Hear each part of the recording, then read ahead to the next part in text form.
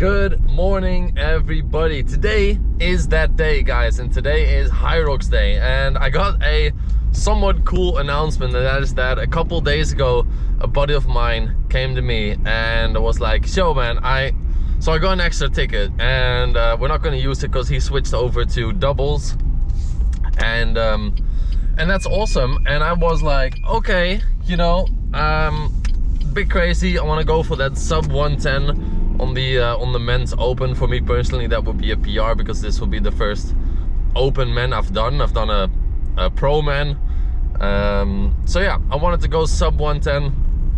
I wanted to go all in on that. And he was like, "So I got a ticket and it's for Sunday." And I was like, okay, so I could do a Hyrox Open on Saturday and a Hyrox Open on Sunday, not fully realizing that the Hyrox Open was on Saturday, and only on Saturday, as far as I know. So day later he said like, oh, so it's for Saturday at 2 p.m. and my first race is at like 12 p.m. I was like, okay, or 11:50 it is. So I was like, okay, I'll still do it. So we're gonna make it a double race, but I'm doing it solo. So I'm doing 2 Hyroxes today, which is very cool, very exciting. It's definitely gonna turn into more of an ultra event. I'm gonna still go all out on that first race to see what my time can be, and then the second race will just be there for the mental gain. Not the best progress wise, you know, to do something like this, but you know, it's a challenge and I love challenges. We love challenges here on the channel. So I hope you guys enjoy. I'm driving over to Amsterdam right now, and I'll see you guys there. Okay, 2 races, 1 day. We're gonna go over the first race, the second race. Talking through, this voiceover is recorded after I've done the races, so I can just walk you guys through, give you guys the splits, etc. And there'll be some videos of me doing the exercises on screen as well. So the first race, the idea was go all out, get the fastest time possible, and that's exactly what I did. I was very proud of this effort. Let's go through. Run 1 was shorter than run 2 to 8. Because of how the setup was. So run 1 is a lot faster, 30:12. Run 2 to 8 were 4:27, 4:41, 4:38, 4:55, 4:44, 4:54, and 5:23 on the final one. So only the final run was above a 5 pace. And this is actually really solid work. Like 36 minutes, 51 seconds for the run total.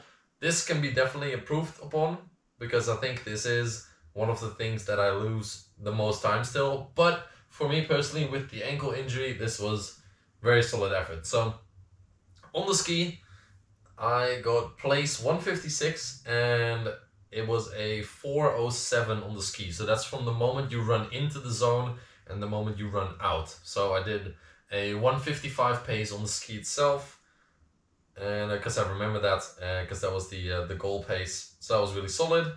Then sled push 1:59, preferably get that down to like 1:45 maybe. Sled pull was 2:50, which was really solid. 2:50 is a good time, good enough to get the 25th spot on the sled pull.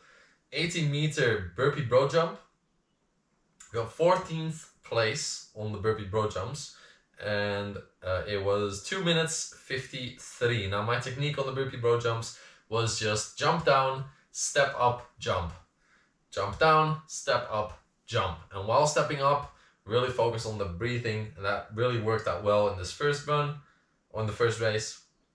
On the row, I got 4:11. It's good for 26th place in the row. Now I'm pretty confident. I have a rower at home, so pretty confident on the rower. I held a 1:50 per 500 meter split time, for the people wondering. And then farmer carry, did it unbroken in a light jog, good enough for 88th spot, and it was 1:29 total time on the farmer carry. Sandbag lunges, 3 minutes 24, spot 69, and really solid effort. The first time doing the sandbag lunges was fine, but I know I need to improve on those still to go back to the pro division like I did in Rotterdam, and go back to that 30 kilo sandbag lunge. So that'll be improved upon in the home gym where I'm at now, definitely. definitely. Then the wall balls. Dude, I was so proud of the wall balls. I came into the station with sore legs. The run was already slower. So I was like, I really want to go and have a fast time. So I need to crush these wall balls. And I just, in my head, I was like, I've been training with 9. It's a 6 kg ball. I can do 40, 30, 30, hopefully. So I went in thinking I would do 40, 30, 30, and I went out and got 60. And at 60, I was like, I still feel pretty good, and I might as well go all in. So I did the wall balls unbroken, and that was actually just absolutely insane. The mindset behind it was just so empowering for myself as well. So really excited. So did the wall balls unbroken, 3 minutes 26, and got 6th place on the wall balls in my division, which was insane. Good enough for a total time of 1 hour 5 and 25 seconds. Solid effort. Rotterdam Pro was 1 hour 20.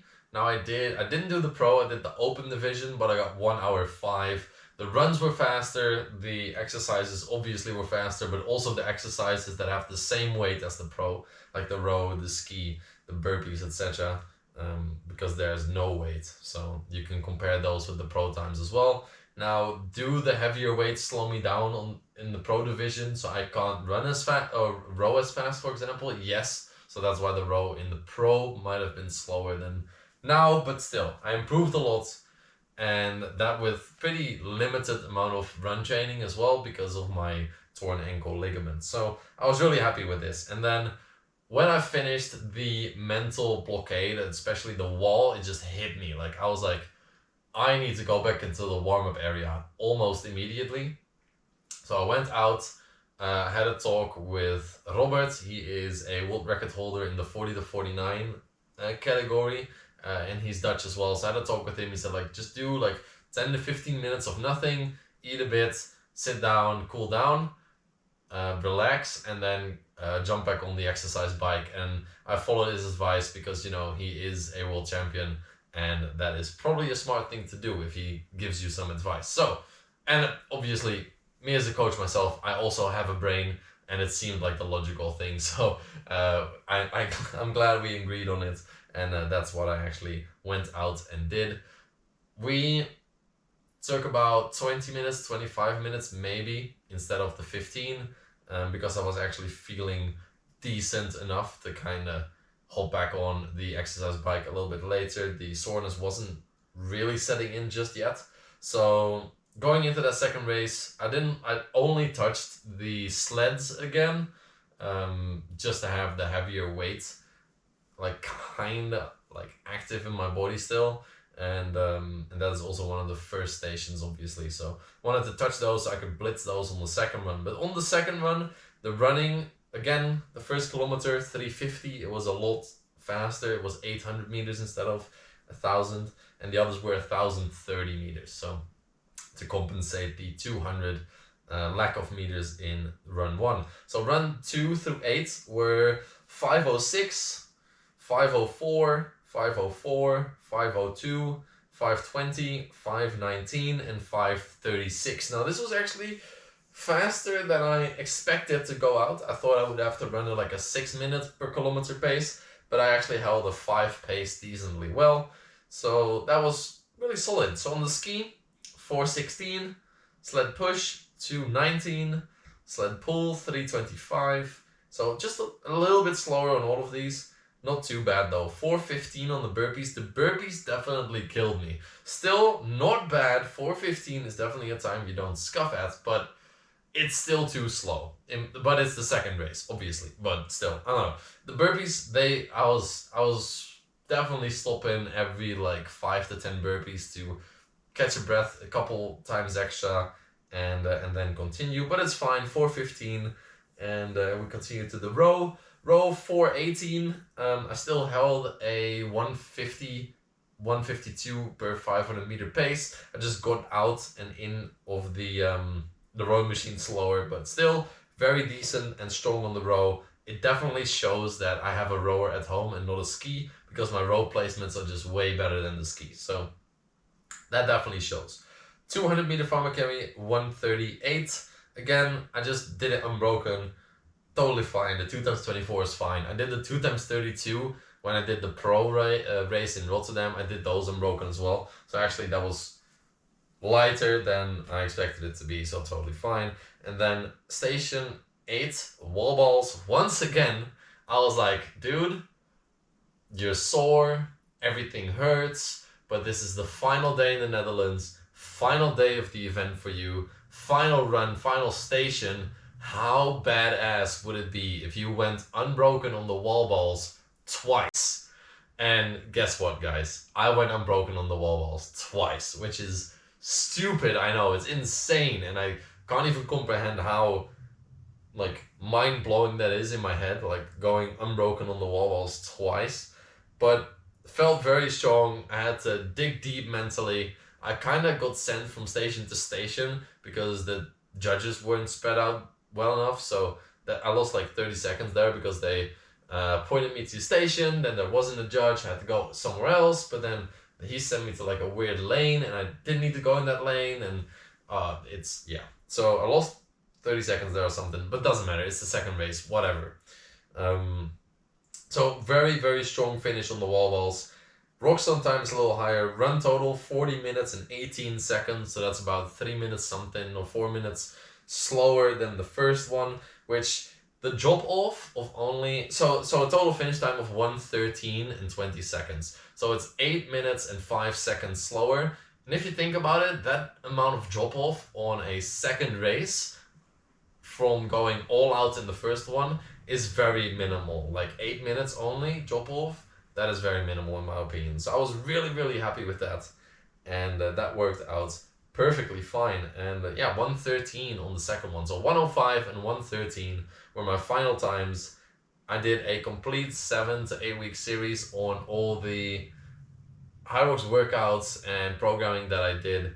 If you want to check those out, not everything is in there because I was traveling and things got inconvenient, but hey, I tried to make the best that I could out of it, and I'm excited to learn more about YouTube, do other challenges and stuff like that, and make more vlogs and just become a better creator as well as an athlete. I'm definitely gonna focus some of my training on Hyrox so I can crush a pro race and see what I can pull out. I might have something in store for you guys. So I'm excited. I hope you guys enjoyed this little recap of my 2 races. I hope you enjoyed the videos, the pictures, etc. And I will definitely be back very, very soon with another video. So take care for now, and I'll see you guys soon. Don't forget to join the Discord link down below to join a community of active people with big, big goals in their life. So see you there, and take care. Peace.